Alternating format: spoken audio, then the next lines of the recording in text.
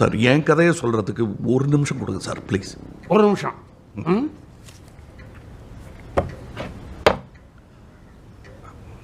Okay sir. என்ன மாதிரி திமிரான ஒரு ஆள் சார்.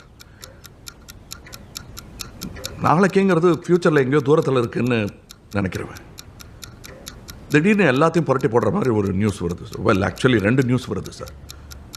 காதல், பாசம், தேங்க்யூ, சாரி இதெல்லாம் சொல்கிறதுக்கே நேரம் இல்லைங்கிறது புரிய ஆரம்பிக்குது. டாக்டர்ஸ் எல்லாம் மூளையில் கட்டின்னு சொல்லி என்ன கேன்சரா?